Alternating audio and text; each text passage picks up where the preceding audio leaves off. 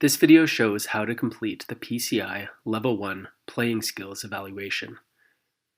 The purpose of this evaluation is to demonstrate proficiency at some of the most important skills in pickleball. Candidates must demonstrate the ability to perform these skills with a degree of quality and with consistency.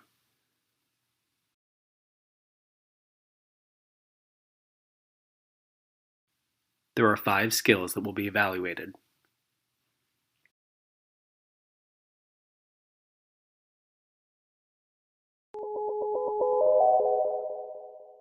In this evaluation, the candidate and an assistant must rally from the baseline using just half of the court. The candidate must show the ability to hit 6 consecutive ground strokes using 3 forehands and 3 backhands, while keeping the ball in play. The candidate must hit from near the baseline and must hit deep enough that the assistant can hit their shot from on or behind the baseline. If the assistant makes an error, the candidate's score remains the same, and they may continue. Only shots that are hit as the result of an oncoming ball count toward the candidate's score.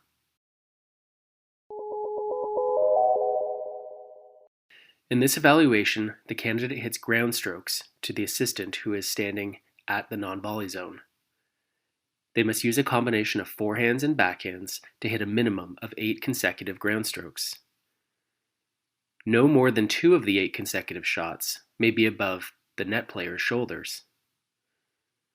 This is a half-court activity and is done hitting down the line. If the assistant makes an error, the candidate's score remains the same and they may continue. Only shots that are hit as the result of an oncoming ball count towards the candidate's score.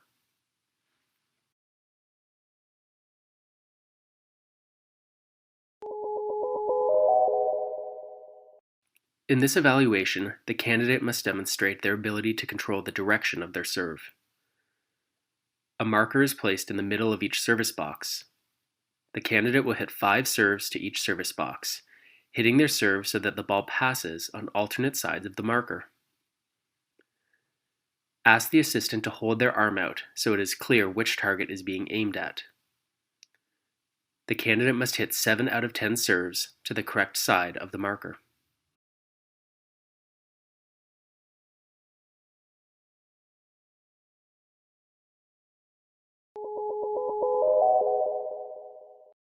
In this evaluation, the candidate must show their ability to hit an overhead smash with control.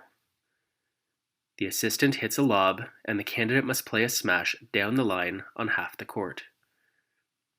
The smash must be deep enough and fast enough that it gets to the assistant after 1 bounce. If the assistant plays a poor lob, the candidate's score remains the same and they may continue. While this activity may be done as a continuous rally, it could also be done with having the assistant send a lob and then stop the ball after it is smashed, before sending it again. The candidate must achieve a minimum of 7 out of 10 successful smashes.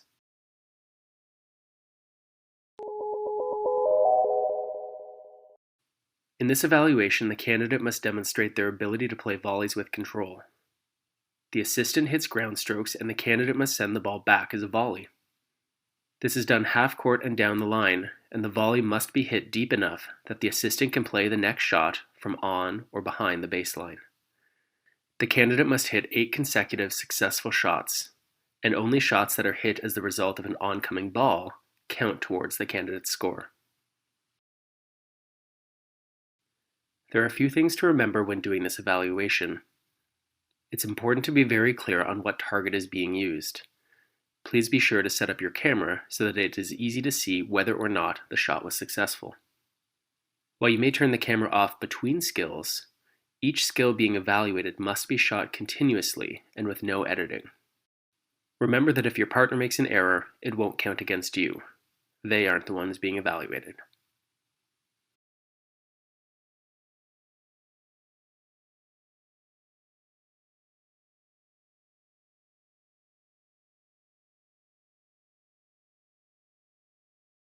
This video is intended to be an exemplar of the teaching evaluation.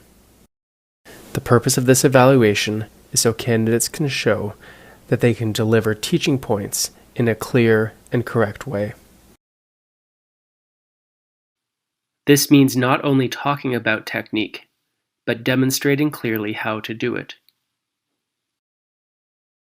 There are 4 teaching points in this evaluation, 2 related to volleys, 1 related to serving, and 1 related to ground strokes.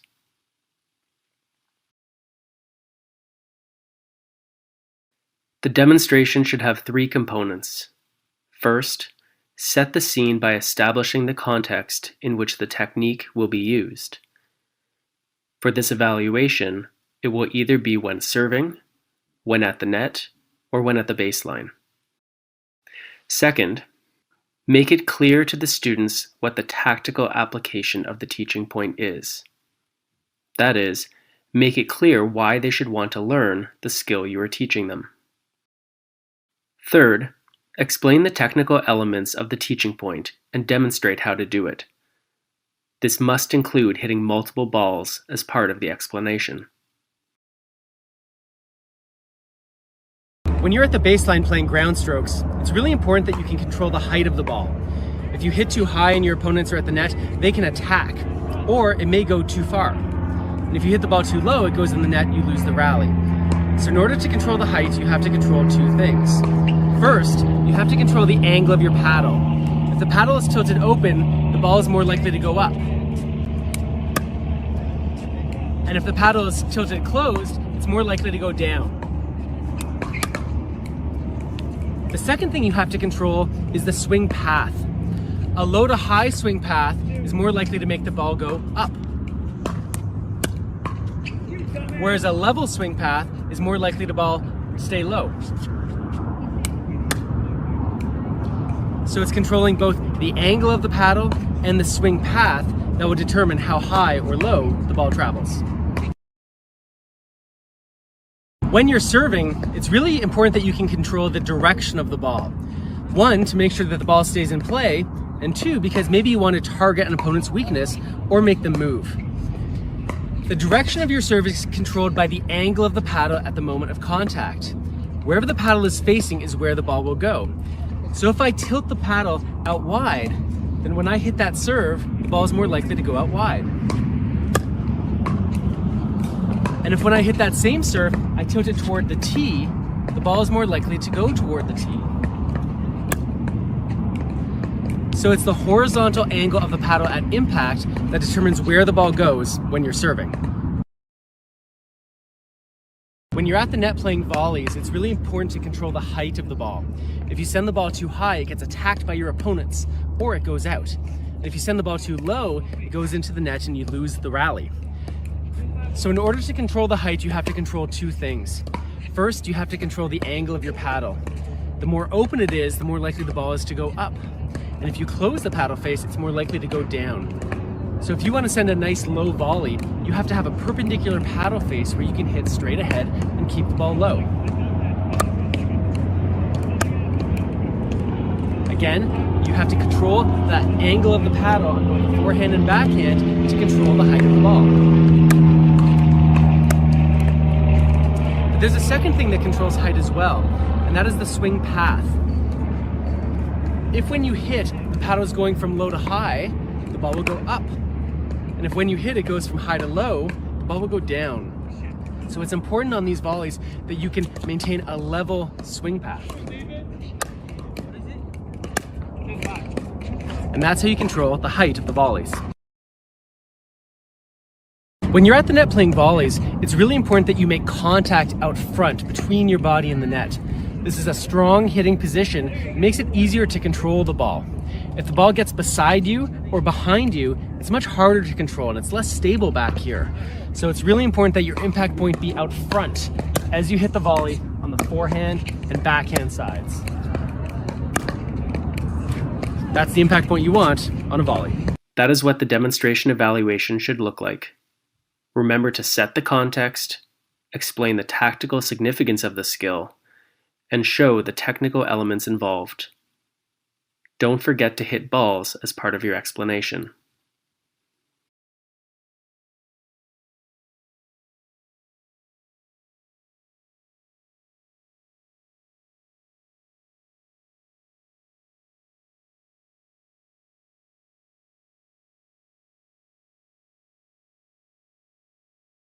This video shows the different activities used in the demonstration evaluation. You will see how the court should be set up, where the player should be positioned, and how to run the activity. Use this video as a guide when completing your own demonstration evaluation.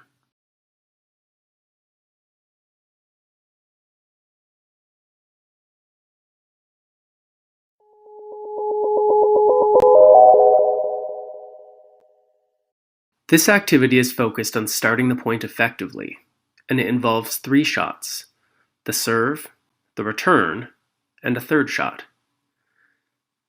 All players start at the baseline and work in pairs, hitting cross-court.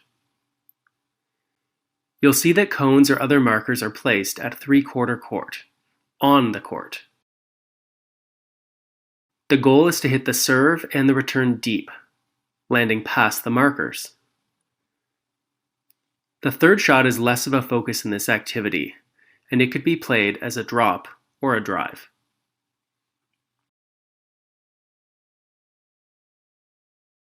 Whether or not the serve and return are successfully hit beyond the markers, the 3-shot sequence continues. After the third shot is hit, the ball is caught or stopped, and that player now begins the sequence.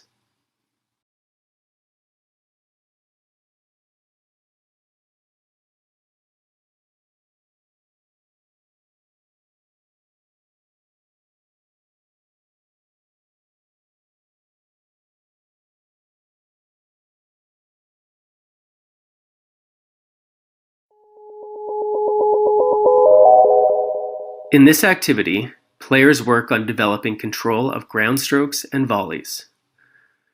Working in pairs and hitting down the line, one player stands near the non-volley zone and one stands behind the baseline.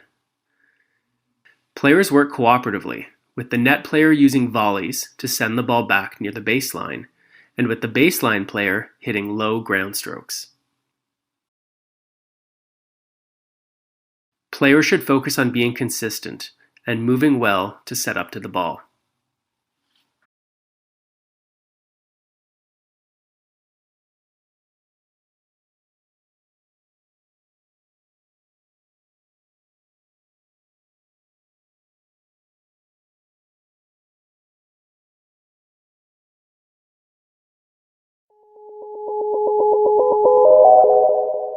In this activity, players play a real game of full court doubles.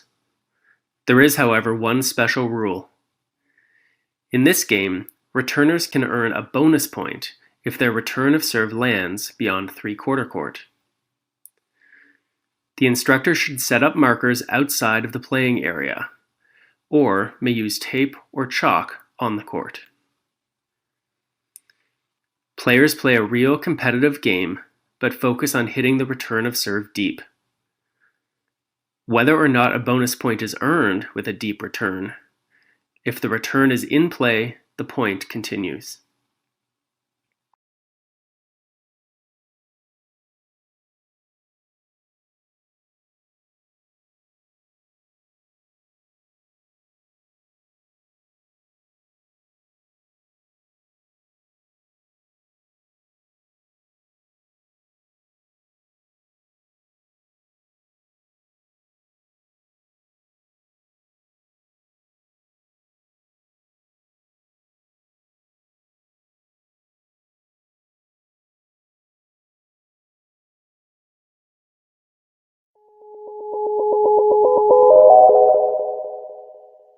In this activity, players work on returning serve and getting to the non-volley line before their opponents would hit a third shot.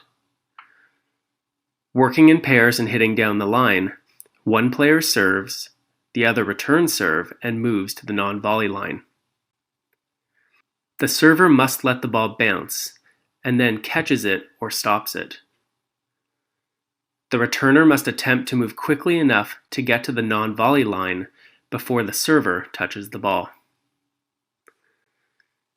After 3 attempts at beating the catch, players switch roles.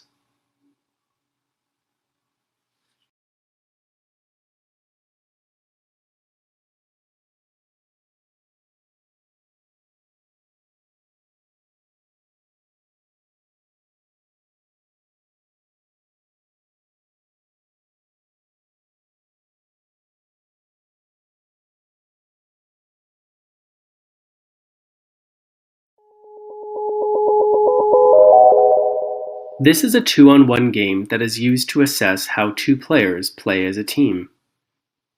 The instructor sets up cones or other markers parallel to the center line, but slightly away from it. The smaller portion of the court is out of bounds, but anything hit to the larger portion of the court is considered in play. This will be a modified competitive game where the team of two tries to win points against the instructor. In order to assess each player's ability in a wide range of situations, two other rules are used. First, rally scoring is used so both the serving and returning teams can earn points. Second, the serving order will be predetermined.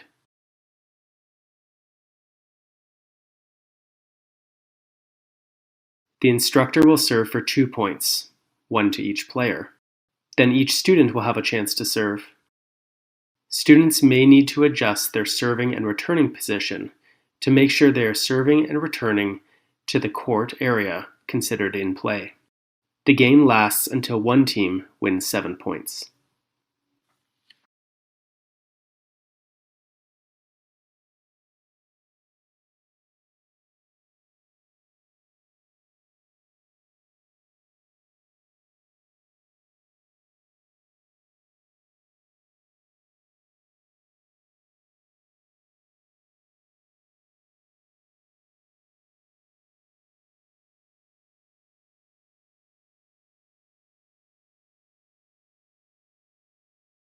So those are the activities to be used in the demonstration evaluation. When doing your own demonstration evaluation, be sure to organize your students correctly by putting them in the right places. Demonstrate to the group how the activity works, and then run the activity correctly.